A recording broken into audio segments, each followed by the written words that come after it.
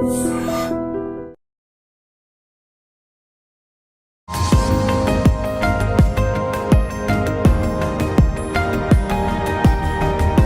become an orthopedic surgeon, what's your inspiration, sir? అప్పుడు బ్రతుకు తెరువు కోసం ఇది కరెక్ట్ బ్రాంచ్ అనిపించింది, అది చేస్తాను.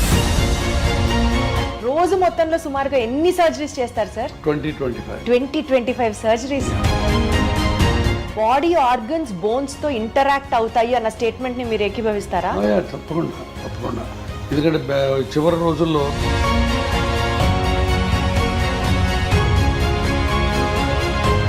లంగ్ డిసీజెస్ ఉంటే they are more prone to risk of fractures అన్న మాటకి రిలెవెన్స్ ఉందా సార్? లంగ్ డిసీజెస్కి, బోన్ ఫ్రాక్చర్స్కి field, especially in the terms of medical field, hospitals, costly hospitals, rich is everything, కంపాషనేట్గా అనిపిస్తుందా సార్, లేకపోతే కమర్షియలైజ్ అయింది కల్చర్ అన్న ఫీలింగ్ మీకు ఎప్పుడైనా వచ్చిందా? ఇది కమర్షియల్ వరల్డే, but still you can. Your hospital is ranked among the top most robotic surgeries performed chese hospital. Robotic surgeries annavi are they affordable to everybody is one point. Not at all. Robotics ప్రతి వాళ్ళు చేయించుకోవాలి, రూలే లేదు. Robotics success rate robotic surgeries లో further. Sir మీరు surgery చేస్తారు, rehab exercises, physiotherapy గురించి మాట్లాడితే అది చాలా పెయిన్ఫుల్. ఇంత చేసినా కూడా ఇది వరకు లాగా నేను నడవలేకపోతున్నాను, 90-95% కూడా రికవరీ ఉండట్లేదు అని అనుకునే వాళ్ళకి ఏం చెప్తారు? ఎంతమంది మా ఓపీలో ఒకసారి కూర్చొని చూడు సార్, దేవుడు మీరు మమ్మల్ని మళ్ళీ నడిపించారు, పునర్జన్మ సార్ అంటారు. అమ్మ అసలు నడవలేక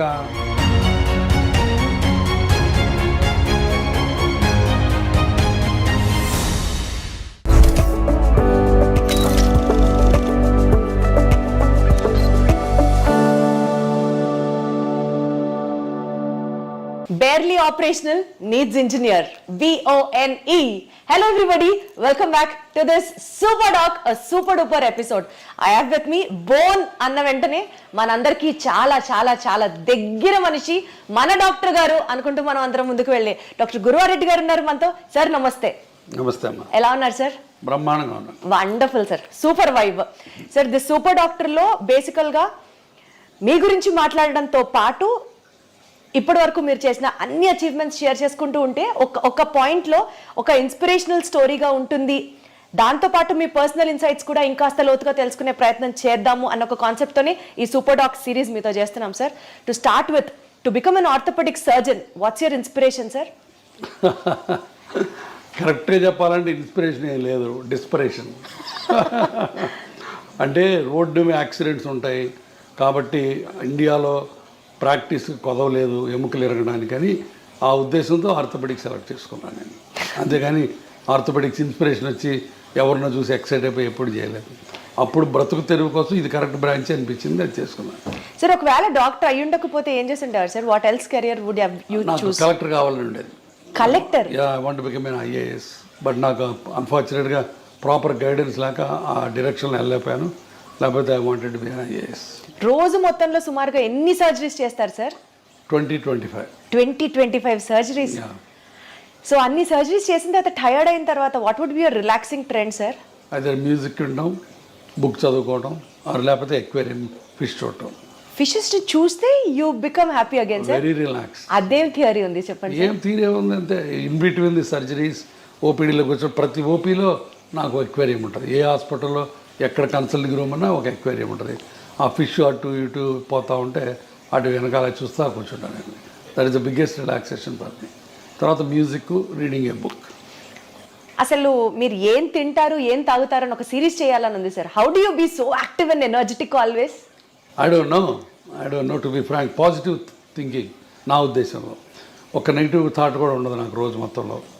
సో ఎప్పుడు ఎవరికి వాళ్ళకి ఏ రకంగా హెల్ప్ చేద్దామా, ఏ రకంగా పాజిటివిటీ తీసుకొద్దామన్న ఉద్దేశం, తపన ఉంటుంది దాంట్లో. I think that is the. కానీ జనం కూడా దాన్ని పాజిటివ్గా అందరూ తీసుకోవాలి అని ఉండదు కదా. అది కదా, వాళ్ళు పట్టించుకుపోయినా నేను పాజిటివ్గా ఉండటమే పాజిటివిటీ. అది నా పాజిటివిటీ ఎదుటి వాళ్ళ రియాక్షన్ మీద ఆధారపడి ఉండకూడదు. It should come from me and that is absolute, not relative. మీరు పాజిటివ్ ఉంటే నేను పాజిటివ్గా ఉంటాను, మీరు నెగిటివ్ ఉంటే నేను నెగిటివ్ ఉంటాను, అది లేనే లేదు. I want to be positive, I want to be happy. Because life is so small and so short and only once. Life lesson sir ఇదైతే మాత్రం చాలా బ్యూటిఫుల్గా ఉంది సార్. 25 సర్జరీస్ చేసి పేషెంట్స్ని చూసి పుస్తకాలు చదివే టైం ఎక్కడ వస్తుంది సార్? రాత్రి పడుకునేటప్పుడు బెడ్ సైడ్ రీడింగ్ ఒక 1 hour చదువుతాను కంపల్సరీగా, ఆల్మోస్ట్ 1 అంటే hour. హార్డ్లీ మీరు 1 గంట 2 గంటలు పడుకుంటారా సార్? లేదు 6-7 గంటలు పట్టుకుంటాను. 11కి పడుకుంటాను, మళ్ళీ 5కి లేస్తాను. So 6 hours. తర్వాత కార్లో వెళ్ళేటప్పుడు చదువుతుంటాను book. Okay. So sir one thing, మీ పేషెంట్సే మీ నుంచి ఇది నా అలవాటు అని సర్ప్రైజ్ అయ్యే ఎలిమెంట్ ఏదైనా ఉందా అంటే ఏం చెప్తారు? నా అలవాట రోజుకి ఒక 1/2 కిలో వేరుశనగ పప్పులు తింటాం. నాకు పీనట్స్ అంటే భలే ఇష్టం, వేరుశనగ పప్పులు. అవి ఉడకబెట్టి పెడతారు అక్కడ. సో పేషెంట్ మధ్యలో తింటూ ఉంటాను. అదే ఆశ్చర్యంగా ఉండొచ్చు బహుశా, ఇన్ని పప్పులు తింటాడు అయినా అని. సో నాకు తెలిసి సార్ వేరుశనగ పప్పులు తినడం, ఈ అక్వేరియం ని మెయింటైన్ చేయడం అన్నది ప్రాబబ్లీ ఈ విషయం ఎవరికి తెలిసి ఉండకపోవచ్చు. Only after this interview I take the credit. Exactly. Sir one life lesson what medicine has taught you అంటే ఏం చెప్తారు sir? Do whatever you can do without expecting anything, and then God will give you whatever you deserve. అంటే less expectations, ఒక్క మాటలో చెప్పాలంటే absolutely no expectation. No expectation and do it with your heart, not with your brains. Lot of the time brain పనిచేసి heart పనిచేయదు, అప్పుడే ఇబ్బందులు వస్తాయి. So anything you do with heart, with the compassion and passion, నీకు అన్ని మంచి జరుగుతాయి, నాకు గట్టి నమ్మకం. Got it sir. Good intent will help. Exactly. Sir you being an orthopaedician sir, bones అనేవి బేసికల్గా బాడీ స్ట్రక్చర్కి హెల్ప్ చేస్తాయి అండ్ సపోర్ట్ ఇస్తాయి బాడీకి అని కాకుండా నిజంగా బోన్స్ రోల్ ఇంకా ఉందా sir? What usually people don't know or neglect about it. బోన్స్కి basically it's skeleton made up of bones. And నడవటానికి, కూర్చోవడానికి బోన్స్, జాయింట్స్ ఆల్ ఒక కాంప్రహెన్సివ్ యూనిట్.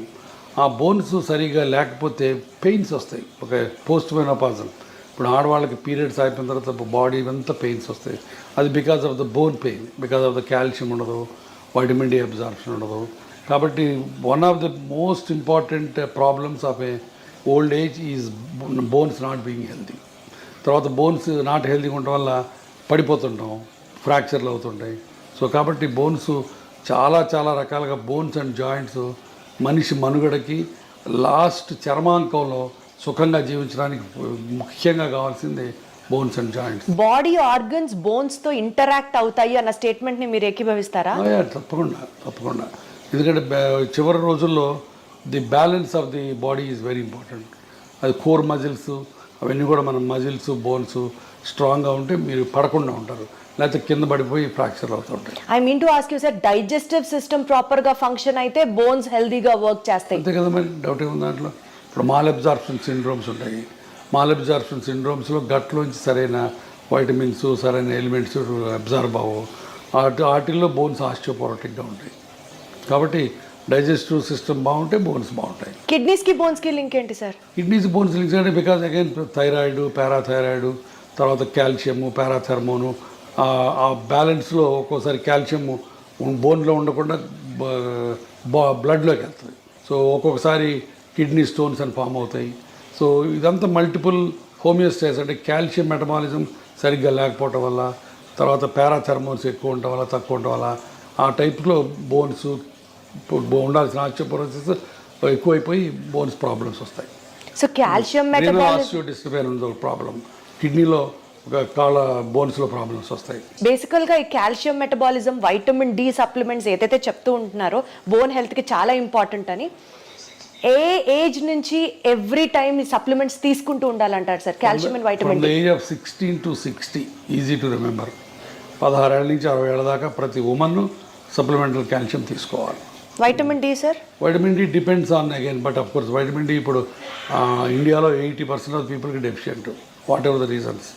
ఒక్కోసారి నాకు అనుమానం వస్తుంది, అసలు ఈ ఇండియాలో మెజర్ చేసే కరెక్ట్ ఎక్విప్మెంట్ ఉందా, లేకపోతే ఫాల్టీ ఎక్విప్మెంట్ వచ్చిందా అని అనుమానం ఉంటుంది. ఎందుకంటే everybody will have a vitamin D deficiency.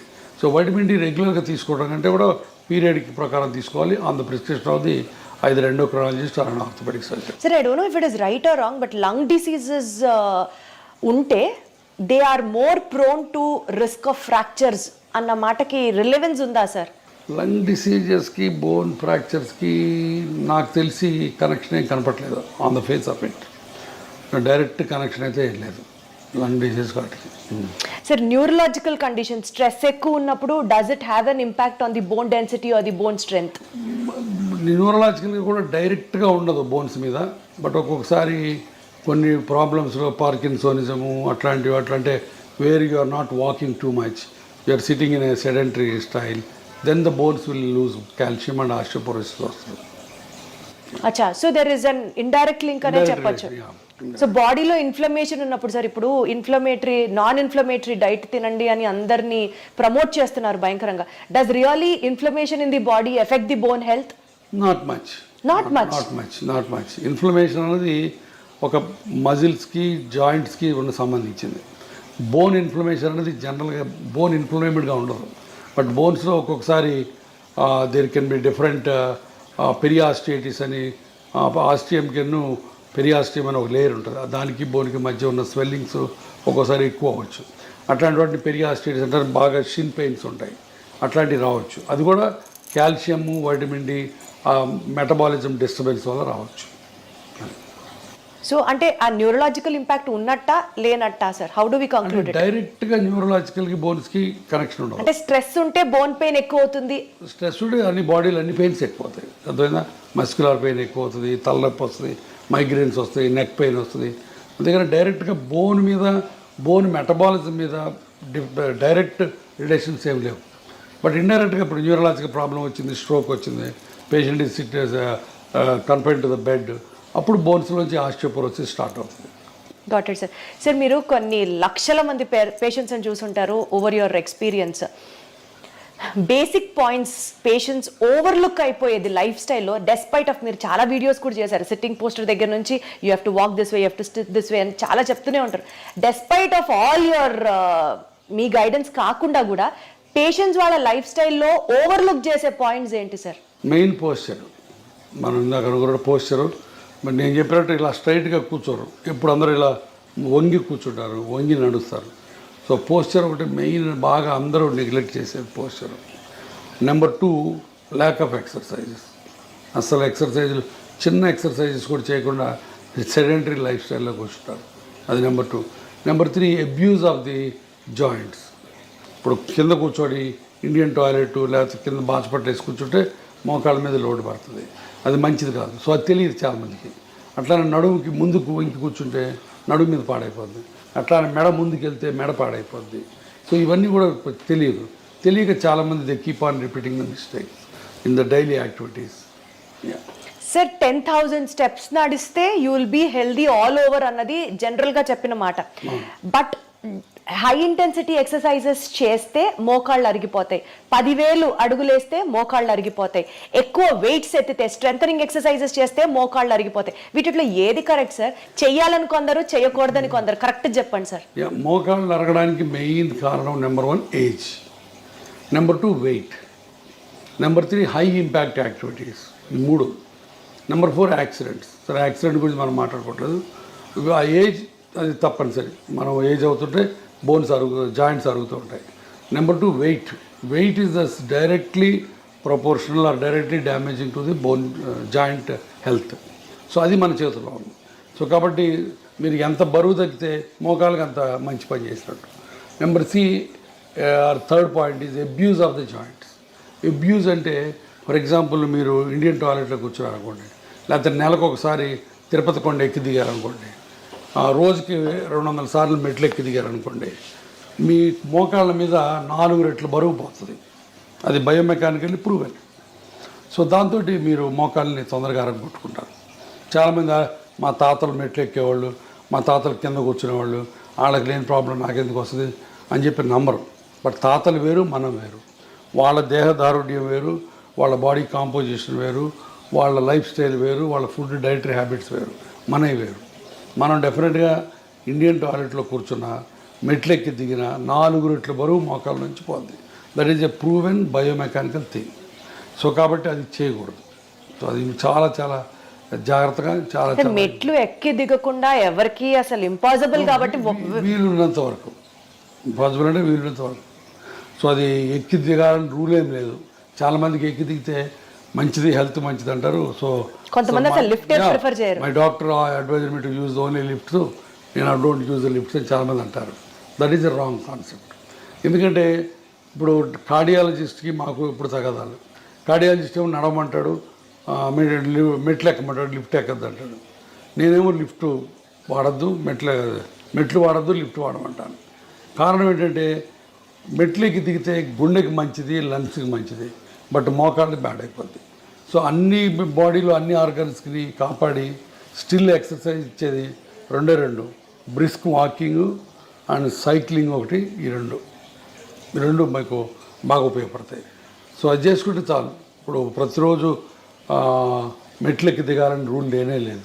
Sir కొన్నిసార్లు మీ ఫ్యామిలీ గురించి, మీ పర్సనల్ స్పేస్ గురించి మీరు మాట్లాడినప్పుడు చాలా కంపాషనేట్గా మాట్లాడుతున్నట్లు అనిపిస్తుంది. ఈ field especially in the terms of medical field, hospitals, costly hospitals, rich is everything, కంపాషనేట్గా అనిపిస్తుందా సార్, లేకపోతే కమర్షియలైజ్ అయింది కల్చరు అన్న ఫీలింగ్ మీకు ఎప్పుడైనా వచ్చిందా? కంపాషన్ అనేది గుండెలోంచి రావాలి, కమర్షియల్ అనేది బ్రెయిన్లోంచి. ఇందాక మనం అనుకున్నట్టు ఇది కమర్షియల్ వరల్డే, but still you can be kind, you can be compassionate. That's what it is. ఇప్పుడు మా హాస్పిటల్ ఉంది, మేమే చారిటీ కాదు. We have to run the hospital, we have to earn for the stakeholders, but at the same time we don't need to flee the patient. Patient దోచుకోవాల్సిన పని లేదు, and వాడి రక్తం పీల్చాల్సిన పని లేదు. మేమే కాదు, 90% of the doctors don't do that. But ఆ దురదృష్టవశాత్తు thanks to media, thanks to the people, మేమందరం దొంగలవి, మేమందరం రాబందులవి, మేమందరం బందిపోట్ల కింద చిత్రీకరించబడుతున్నాం. The unfortunate thing they. కాబట్టి కంపాషన్ బేసిక్గా లేకపోతే you are not fit to be a doctor. So compassion తోటే అందరూ ప్రాక్టీస్ చేస్తాం, బట్ ఒక్కోసారి బయటికి కమర్షియల్ ఎలిమెంట్సే బయటకు వస్తాయి. Profit over a patients care, if you have to talk, మీరు ఎప్పుడు patient care, this really made my day, నేను ప్రాఫిట్ చూడలేదు ఈ కేసులో అని మీకు ఆ హార్ట్ వెల్మింగ్గా అనిపించిన? చాలా సార్లు వస్తుంది అది. ఇప్పుడు నా దగ్గర పేషెంట్స్ వస్తారు, I'm working in a corporate hospital, ఇందాక మీతో అన్నట్టు చారిటీ హాస్పిటల్ కాదు, ఇక్కడ బిల్లులు లక్షలు అవుతాయి. బట్ ఒక్కొక్కసారి బిల్లులు కట్టలేనప్పుడు అవి ఏమి చేస్తాం, చేతనైన సహాయం చేస్తాం.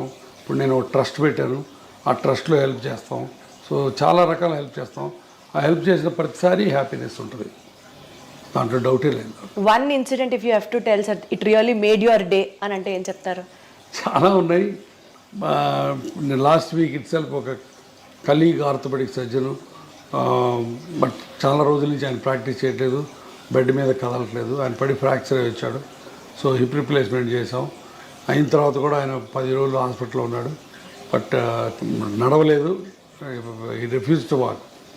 బిల్లు చాలా అయింది, మళ్ళీ కట్టుకోలేమన్నారు. దాన్ని మరి 70% బిల్ తగ్గించి ఇంటికి పంపించాను. ఆ ఇంటికి పోయే ముందు ఆయన నాతో వీడియో కాల్లో ఆయన కళ్ళల్లో కృతజ్ఞత, ఆయన ఆవిడ కళ్ళల్లో కృతజ్ఞత నాకు evident, and that made my day. Wonderful sir, super super. Sir ఇప్పుడు సోషల్ మీడియా ట్రెండ్ అనుకోవచ్చు, maybe because of the awareness for the people అనుకోవచ్చు, ప్రతి ఒక్కళ్ళకి మెడికల్ నాలెడ్జ్ తెలుస్తోంది, and they started questioning the doctors as well. మీరు appreciate చేస్తారా యాక్ట్ని, or do get bored, or you know విసుగొస్తుందా? విసుగు రాదు, 70% దాకా టాలరేట్ చేస్తాను. బట్ ఒక్కోసారి వాళ్ళు గీత దాడతారు. ఏం జరిగింది సార్ అలాంటి సంఘటన ఒకటి చెప్పండి. ఫర్ ఎగ్జాంపుల్ నిన్న మోకాళ్ళ ఆపరేషన్కి ఒక ఆయన వచ్చాడు. ఆయన ఏదో ప్రొఫెసర్ ఎక్కడో, కొంత నాలెడ్జ్ ఉంది. సో క్వశ్చన్స్ అడుగుతున్నాడు. నేను చాలా ఓపిక్గా 20 నిమిషాలు ఆన్సర్లు ఇచ్చాను. మళ్ళీ 21 తర్వాత మళ్ళీ మొదలుపెట్టాడు. నాకు కొంచెం కోపం వచ్చింది. మిగతా పేషెంట్లు వెయిట్ చేస్తారు. నేను చెప్పాను, ప్రొఫెసర్ గారు మీరు ఇందాక అడిగిన వాటన్నిటి సమాధానాలు చెప్పాను, మళ్ళీ అదే క్వశ్చన్స్ అడుగుతున్నారు, సేమ్ సమాధానాలు చెప్తారు, కొత్త సమాధానాలు ఉండవు. మీరు అనుకున్నట్టు సమాధానం రావాలంటే రాదు, సమాధానం ఒకటే ఉంటుంది, మీరు అనుకున్నట్టు రాదు. అది చెప్పాను. అంటే తిట్టినట్టు చెప్పలేదు, బట్ కొంచెం వాయిస్ పెంచి చెప్పాను. ఆయన అర్థం చేసుకున్నాడు. డాక్టర్ గారికి కోపం వచ్చినట్టుందని మెదకుండా వెళ్ళిపోయాడు. బట్ చాలా తక్కువ అలాంటి ఇన్సిడెంట్స్. సార్ బేసికల్గా మీరు అన్ని ఇయర్స్ మెడిసిన్ చేసి అంతమందితో యునో చూసి పేషెంట్స్ని చూసి ఒక డెసిషన్ తీసుకుంటారు సార్, మెడికల్ డెసిషన్. అన్ఫార్చునేట్లీ అది మీడియా వల్ల కానీ పబ్లిక్ వల్ల కానీ మిస్అండర్స్టాండ్ అయిన సిచ్యువేషన్స్ ఉన్నాయా? ఉన్నాయండి. ఇప్పుడు నేను ఒకసారి అంతకుముందు కూడా చెప్పాను, ఒక పేషెంట్కి కాలు ఇరిగి వేరే హాస్పిటల్లో ట్రీట్మెంట్ చేసుకుంటే ఆ కాలు అంతా డెడ్ అయిపోయినట్టు అయిపోయింది, వుడెన్ ఇండ్యూరేటెడ్గా అయిపోయింది. దాన్ని మనం కంపార్ట్మెంట్ సిండ్రోమ్ అంటాం. అతను నా దగ్గరకు వచ్చాడు, కాలు తీసేయమంటున్నారు సార్ మిగతా వాళ్ళు, మీరేంటని. నేను కాలు తీయక్కర్లేదని చెప్పి 3 నెలల పాటు లిటరల్గా సాకాను ఆ కుర్రాడిని. సాకడం అంటే ఏదో కుర్రాడు తమ్ముడిని కొడుకుని చూసుకున్నట్టు చూసుకొని అతనికి హైపర్ బ్యారిక్ ఆక్సిజన్ కావాలంటే ఇక్కడ, లేకపోతే వేరే ఇంకొక మిలిటరీ హాస్పిటల్కి పంపించి అన్ని రకాలుగా చేశాను. బట్ చివరికి అతను వెళ్ళి 3 టీవీ స్టేషన్స్లో ఇంటర్వ్యూలు సంపాదించి కూర్చొని గురవారెడ్డి మంచోడు కాదు, నా కాల్ని పాడు చేశాడు అని చెప్పాడు. So 3 interviews. బట్ ఆ రోజు చాలా చాలా బాధేసింది. బట్ ఆ రోజు ఒక రకంగా నాకు లిబరేట్ కూడా అయిపోయానండి. ఇంత కష్టపడి ఇతనికి చేసాం, ఇతను ఇలా చేశాడు, అయినా సరే మన పని మనం చేయాలి. ఈ ప్రెస్ గురించి, ఈ టీవీల గురించి, వాటి గురించి భయపడకూడదు. నీ ఆత్మకి నువ్వు గట్టిగా ఉన్నంతకాలం వీటి గురించి భయపడకూడదని ఒక రకమైన తెగింపు, ఒక రకమైన స్వాతంత్రం, ఒక రకమైన లిబర్టీ, ఒక రకమైన ఏమంటుంది దాన్ని కమ్ వాట్ మే అన్న యాటిట్యూడ్ వచ్చింది. సో అది ఒక రకంగా మంచిదైంది నాకు. అంటే సార్ ప్రతి డాక్టర్కి వెనకాల ఇలాంటిది ఒక స్టోరీ ఉంది అనుకుంటే, డాక్టర్ వెనకాల ఉంటాయి. ఒక రిచ్ డాక్టర్ అనుకోండి, సమాజం నుంచి ఒక అన్ఫేర్ క్రిటిసిజం ని ఆల్వేస్ ఇన్వైట్ చేసినట్లుగా ఉంటుందా? ఉంటుంది. సమాజం మమ్మల్ని భూతద్దంలో పెట్టి చూస్తుంది, ప్రతి అడుగుని క్రిటిసైజ్ చేస్తుంది. సో తప్పదు, part of life. Despite of మీరు ఇంత సోషల్ సర్వీస్ చేసినప్పటికీ కూడా సార్, గురవారెడ్డి గారి దగ్గరికి వెళ్తే ఆయన ఖచ్చితంగా ఆపరేషన్ అంటారు మోకాలు రీప్లేస్మెంట్కి. అదే బయటకు వెళ్తే డాక్టర్లు అనరు అన్న మాటకి ఏం చెప్తారు? దానికి చాలా చాలా సత్య దూరం అది. నేను రోజుకి 100 నుంచి 120 మంది పేషెంట్లు చూస్తాను. దాంట్లో 30-40 మంది కంటే ఆపరేషన్ పడవు. తర్వాత నాది టెర్షియరీ ప్రాక్టీస్, అది మర్చిపోవద్దు మీరు. అంటే పేషెంట్లు మిగతా వాళ్ళందరి దగ్గరికి చూయించుకొని ఇక ఆపరేషన్ తప్పనిసరి అన్నప్పుడు నా దగ్గరికి వస్తారు. మొదటి రోజు రారు. సో నాది టెర్షియరీ ప్రాక్టీస్. హైదరాబాద్ అవటం అయితేవి, నేను ఉన్న డాక్టర్స్లో సీనియర్ మోస్ట్ ఇప్పుడు 25 ఏళ్ళ నుంచి ప్రాక్టీస్ చేస్తున్నాను కావటం అయితే ఉంది. సో ఇక్కడ ఉన్న ఓల్డ్ డాక్టరు, సీనియర్ డాక్టరు కాబట్టి చివరిలో సెకండ్ ఒపీనియన్, థర్డ్ ఒపీనియన్ కోసం నా దగ్గరికి వస్తారు. ఎప్పుడైతే టెర్షియరీ ప్రాక్టీస్ ఉంటుందో అప్పుడు ఆబ్వియస్గా ఆపరేషన్ రేట్ ఎక్కువ ఉంటుంది. సో అది అనవసరంగా ఎవరు ఆపరేషన్ చేయడం. గురవారెడ్డి దగ్గరికి వెళ్తే ఆపరేషను, మిగతా వాళ్ళ దగ్గరికి వెళ్తే ఇంజక్షను, అవన్నీ మాయా. ఇప్పుడు ఆ రకంగా ఇంకోటి కూడా చెప్పాను, నేను లాస్ట్ 1 ఇయర్ నుంచి యుద్ధం చేస్తున్నాను. ఇంజక్షన్లు పనికిరాని ఇంజక్షన్లు చేసి పేషెంట్లు మాయ చేసే డాక్టర్లు. ఈ ప్రస్తావన తీసుకొచ్చారు కాబట్టి ఇంకొక పర్సనల్ కామెంట్ కూడా ఉంది సార్. మీరు అగేన్స్ట్ పిఆర్పి ఫర్ ఆర్థరైటిస్ అని చెప్తున్నారు. Exactly against PRP for arthritis. కానీ గురవారెడ్డి గారి హాస్పిటల్లో పిఆర్పి ఇంజెక్షన్లు 7,000 నుంచి 8,000 రూపాయలు ఉండే ఇంజెక్షన్ 17,000 రూపాయలు ఆయన ఎందుకు ఛార్జ్ చేస్తున్నారు? పిఆర్పి ఇంజెక్షన్ కూడా నా హాస్పిటల్లో చేయలేదు ఫర్ ఆర్థరైటిస్. ఎవరైనా వచ్చి ప్రూవ్ చేయమని చెప్తాను. పిఆర్పి ఫర్ స్పోర్ట్స్ ఇంజురీస్కి ఎంతోపతిస్ అని చెప్పాను ఇందాక. టెండాన్ ఇంజురీస్కి, ఇక్కడ టెన్నిస్ ఎల్బోస్కి ఇస్తే ఇవ్వచ్చు. నేను ఇవ్వను. నా దగ్గర 36 మంది పనిచేస్తారు టీం. స్పోర్ట్స్ మెడిసిన్ వాళ్ళు ఇస్తే ఇవ్వచ్చు. బట్ ఆర్థరైటిస్కి, నీ జాయింట్లో మా దగ్గర పిఆర్పి అనేది ప్రసక్తే రాదు. ఎవరైనా వచ్చి ప్రూవ్ చేయమని చెప్పాను. అర్థమైందా? 3 ఇప్పుడు స్టెమ్ సెల్స్ అని ఇచ్చి 2,80,000 తీసుకునేది మా దగ్గర జరగదు. నేను ఎగైనెస్ట్ ఏంటంటే PRP in arthritis. Orthopedic surgeons చాలామంది పిఆర్పీలు టెన్నిస్ ఎల్బోస్కి, యాంకిల్ ఇంజురీస్కి, హీల్ పెయిన్స్కి ఇస్తారు. నాకే రకమైన అభ్యంతరం లేదు. నాకు దాని మీద నేను ఇవ్వను, నేను వాటిని అన్నాను. అది దాని మీద నాకేం లేదు. ఎందుకంటే పీపుల్ అన్ని చోట్ల ఇస్తారు, కొన్ని చోట్ల మంచి రిజల్ట్స్ ఉన్నాయి. దానికి నేను PRP for other conditions work అయినప్పుడు why not for the knee sir? ఆర్థరైటిస్కి లేదు role. That's what I'm saying. There is no evidence at all. Arthritis is a global phenomena. అంటే మొత్తం కార్టిలేజ్ అంతా పాడైపోయింది. ఈ కార్టిలేజ్ అంతా పాడైపోయినప్పుడు దాన్ని మనం ఉద్ధరించి నువ్వు కార్టిలేజ్ పుట్టించరు.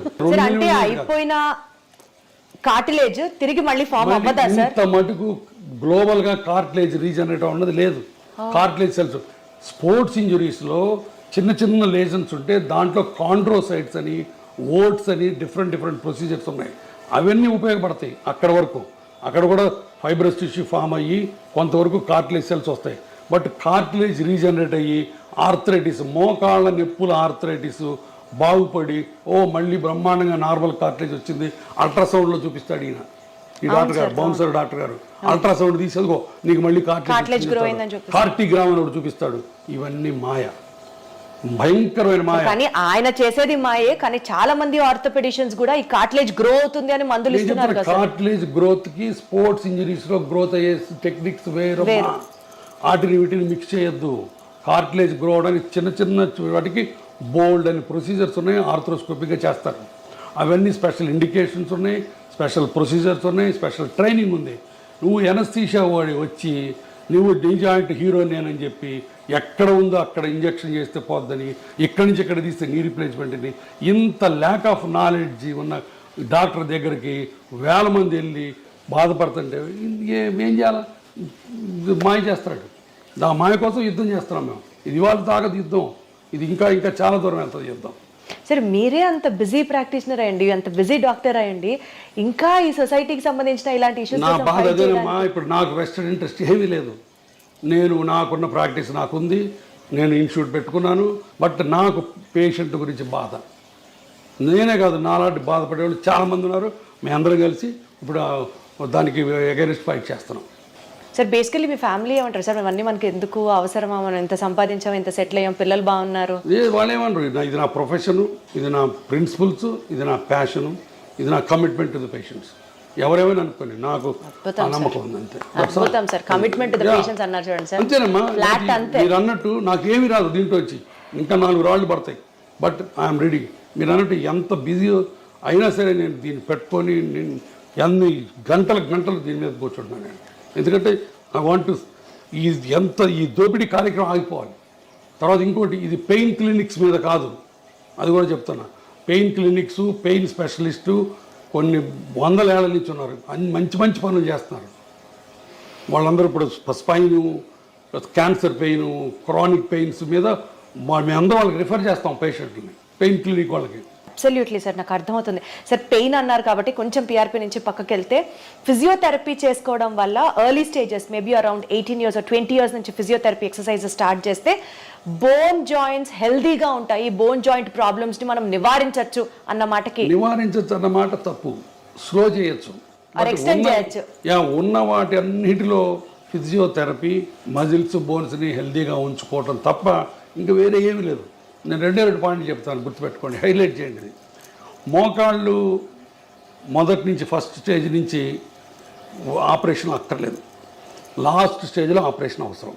ఈ ఫస్ట్ స్టేజ్ నుంచి treatment simple medicines. Simple medicines అంటే ఏంటి? ఎప్పుడన్నా నొప్పుంటే సింపుల్ పారాసిటమాల్ ట్యాబ్లెట్, లోపల కార్టిలేజ్ నరిష్మెంట్కి, అంటే ఉన్న కార్టిలేజ్ బలాన్ని కాపాడటానికి, కొత్త కార్టిలేజ్ రావడం కాదు. అగైన్ అక్కడ మాయ. నీవు కొత్త గుజ్జు పుట్టించే ఇంజక్షన్ చేస్తూ ఉంటావు, తప్పు. కొత్త గుజ్జు పుట్టించే ఇంజక్షన్లు ఇంత పట్టుకు ప్రపంచంలో ఎక్కడా లేవు. పుట్టదు. ఉన్న గుజ్జు బలాన్ని కాపాడే ఉన్నాయి, దాన్ని కాండ్రో ప్రొటెక్టివ్స్ అంటారు. ఓకే, ఆ ట్యాబ్లెట్స్, బోన్స్ ప్రొటెక్ట్ చేసే కాల్షియం ట్యాబ్లెట్లు, మజిల్స్ని ఎక్సర్సైజ్ చేయాలి. ఇప్పుడు for example quadriceps muscle exercise చేసామనుకో, మోకాల మీద ఉన్న లోడ్ని అది కొంత తీసుకుంటుంది, అందుకని మీకు ఎక్సర్సైజ్ బాగా ఉపయోగపడుతుంది. అట్లానే జాయింట్ని అబ్యూజ్ చేయకుండా, చెప్పాను కదా, ఇండియన్ టాయిలెట్స్ వాడకుండా అట్లా చేసుకోవటం తప్ప ఇంకోటి లేదు. నేను పేషెంట్కి 2 సెంటెన్స్ చెప్తాను.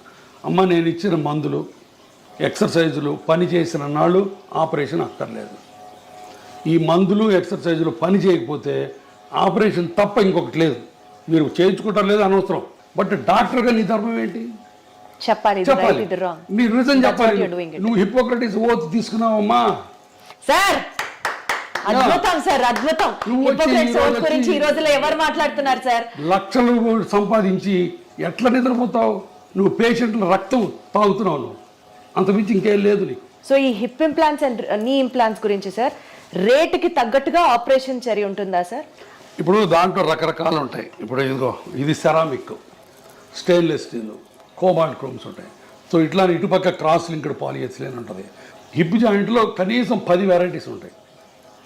ఇప్పుడు సెరామిక్ ఉందనుకో, స్టెయిన్లెస్ స్టీల్ కంటే కనీసం 2 రెట్లు ఎక్కువ కాస్ట్. ఇదే సెరామిక్ ఇటు 2 పక్కలు వేసామనుకో 3 రెట్లు కాస్ట్. ఇటుపక్క ఓన్లీ ప్లాస్టిక్ వేసామనుకో రేట్ తగ్గుతుంది. సిమెంట్ లేకుండా వేసామనుకో రేట్ ఎక్కువ, అది లోపల హైడ్రాక్సీ అపటైట్ కోటింగ్ ఉంటుంది. అదే సిమెంట్తో వేసామనుకో రేట్ తక్కువ. సో ఇట్లా డిఫరెంట్ కాంబినేషన్స్ ఉన్నాయి.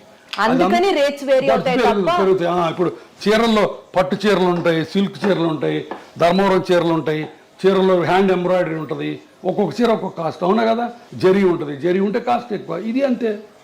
ఒక 20 వెరైటీస్ ఆఫ్ జాయింట్లు ఉన్నాయి. ఇక్కడికి వచ్చిన తర్వాత ఆ జాయింట్ని బట్టి ₹1,00,000 నుంచి 5,00,000 రూపాయల దాకా ఉంది హిప్ ప్రైస్. ₹1,00,000కి ఇండియన్ ఇంప్లాంట్ సిమెంట్తో వేసుకోవచ్చు. బట్ అది యంగ్ పేషెంట్కి వేయడానికి లేదు. యంగ్ పేషెంట్ 25 ఏళ్ళు కోవిడ్ బారిన పడి ఎవాస్కులర్ నెక్రోసిస్ వచ్చిన అతనికి ₹1,00,000 ఇస్తే తొందరగా పాడైపోద్ది. అతనికి అన్సిమెంటెడ్ హిప్ వేయాలా, సెరామిక్ హిప్ వేయాలి. So that's all. ఇప్పుడు దాంట్లో రోబోటిక్ టెక్నాలజీ వచ్చింది. రోబోటిక్ టెక్నాలజీ చేస్తే కొన్ని అడ్వాంటేజెస్ ఉన్నాయి, దానికి ఎక్కువ అవుతుంది. సో ఇవి థింగ్స్. సార్ రోబోటిక్ సర్జరీస్ గురించి మాట్లాడితే sir, your hospital is ranked among the top most robotic surgeries perform చేసే హాస్పిటల్. అది definitely first of all congratulation sir. కాకపోతే రోబోటిక్ సర్జరీస్ అన్నవి are affordable to everybody is one not at all. Robotics ప్రతి వాళ్ళు చేయించుకోవాలి రూలే లేదు. Robotics చేయాలి, అది చేయకపోతే నీ బతుకు దుర్భరం అన్నమాట అంతకంటే లేదు. ఎప్పుడు చేస్తారు సార్ రోబోటిక్స్? రోబోటిక్స్ వల్ల 2-3 అడ్వాంటేజెస్ ఉన్నాయి. మార్జినల్ అడ్వాంటేజెస్ అది పేషెంట్కి ఎక్స్ప్లెయిన్ చేస్తాం. కొంత ప్రెసిషన్ ఉంటుంది, కొంత post operative pain, immediate post operative pain కొంత తక్కువ ఉంటుంది.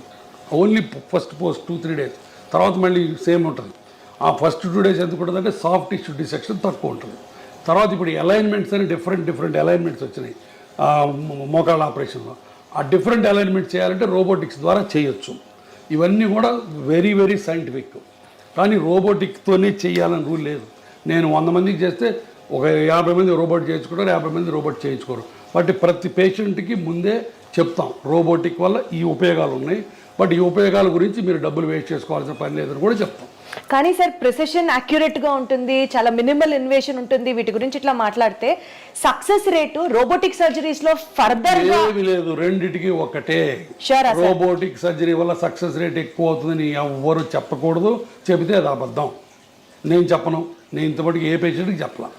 రోబోటిక్ వల్ల కొంత అడ్వాంటేజెస్ ఉన్నాయని చెప్తాను తప్ప సక్సెస్ రేట్లో ఏ మాత్రం తేడా లేదు. రెండుకి ఒకటే సక్సెస్ రేట్. ఎట్లా జరుగుతున్నాయి సార్? అంటే పేషెంట్స్ యొక్క పర్సెప్షన్ టువర్డ్స్ రోబోటిక్ సర్జరీ ఎట్లా? పేషెంట్స్ వల్ల మా పేషెంట్స్ కూడా ఏంటంటే ఇండియన్ పేషెంట్స్ కూడా ఇప్పుడు వెల్ ఇన్ఫార్మ్డ్.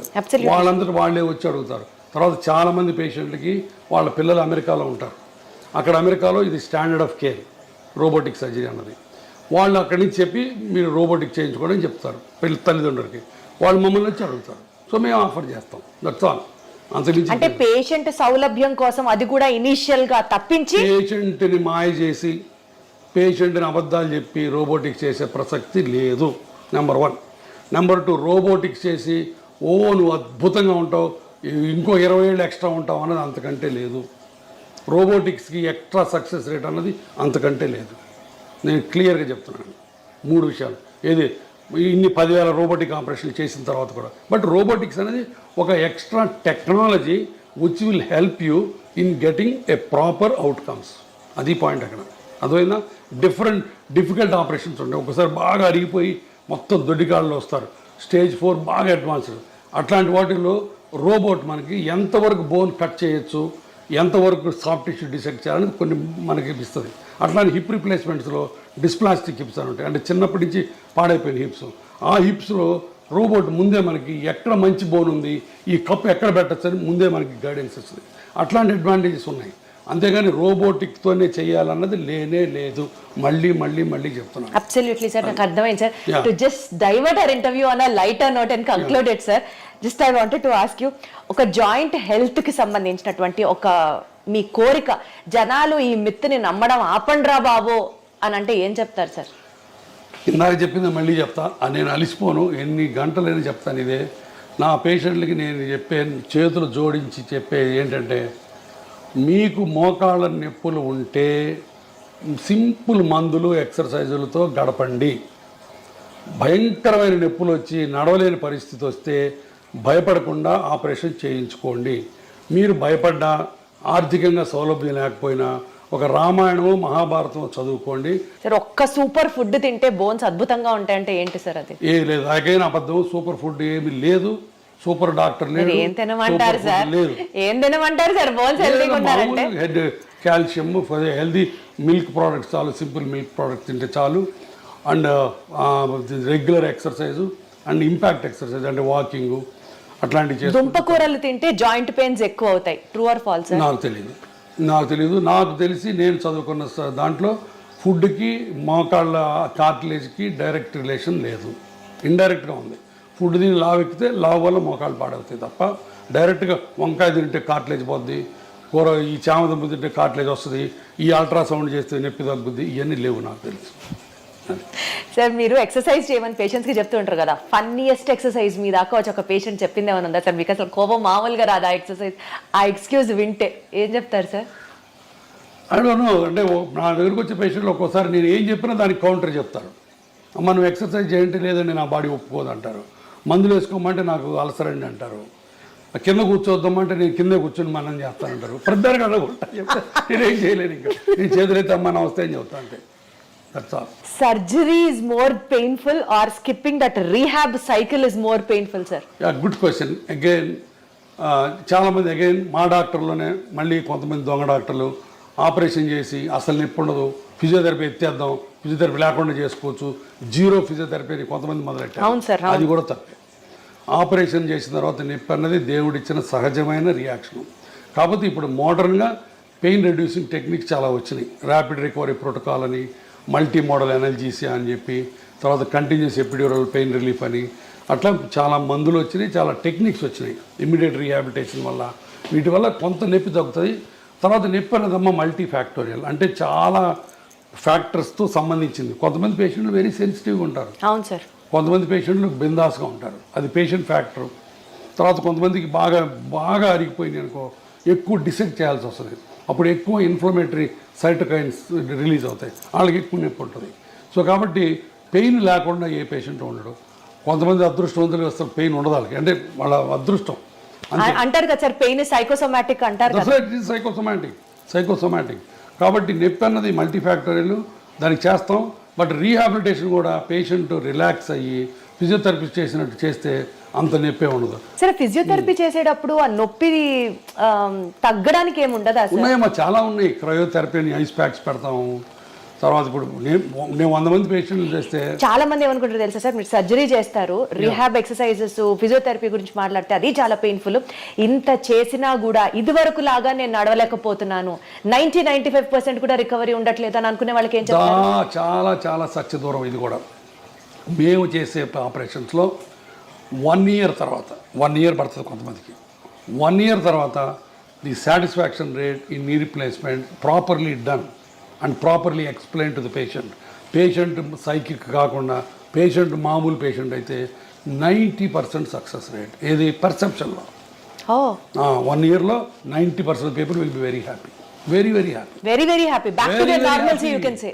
అమ్మ ఎంతమంది మా ఓపీలో ఒకసారి కూర్చొని చూడు సార్, దేవుడు మీరు మమ్మల్ని మళ్ళీ నడిపించారు, పునర్జన్మ సార్ అంటారు.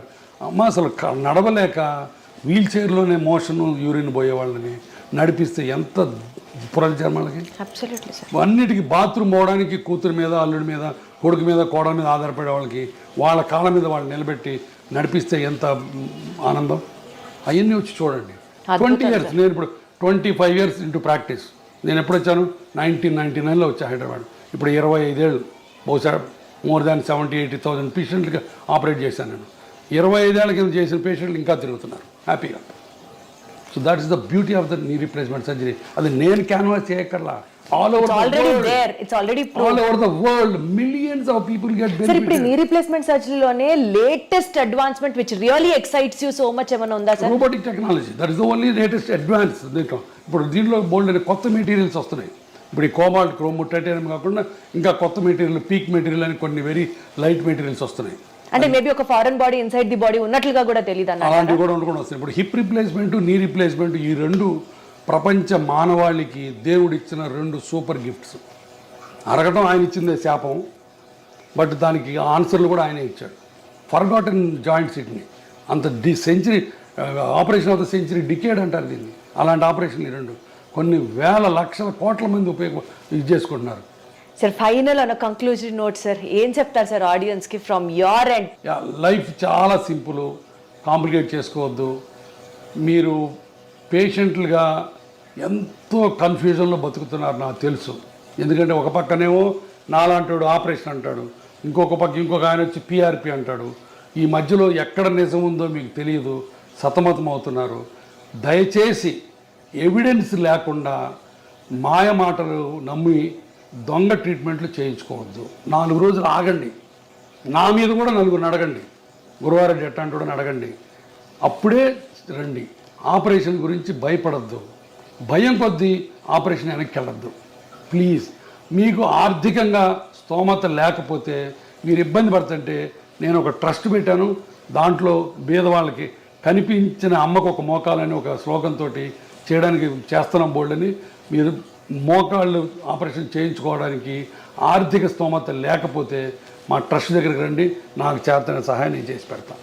కానీ దొంగ మాటలు నమ్మి ఈ ఇంజక్షన్లు మట్టుకు చేయించుకోవద్దు. మోకాళ్ళ నొప్పులకు మిగతా దానికి ఇంజక్షన్లు మీరు చేయించుకుంటారో లేదో నాకు అనవసరం, నాకు తెలియదు. సో BONE బోన్ అంటే బర్డన్ ఆఫ్ ఓవర్ ఎక్స్పెన్సెస్ అంటారు కదా సార్, సరిగ్గా కాపాడకపోతే చూసుకోకపోతే. అంతే అంతే, that's all. Wonderful sir, so good talking to you. Thank you so much. Okay. Thank you.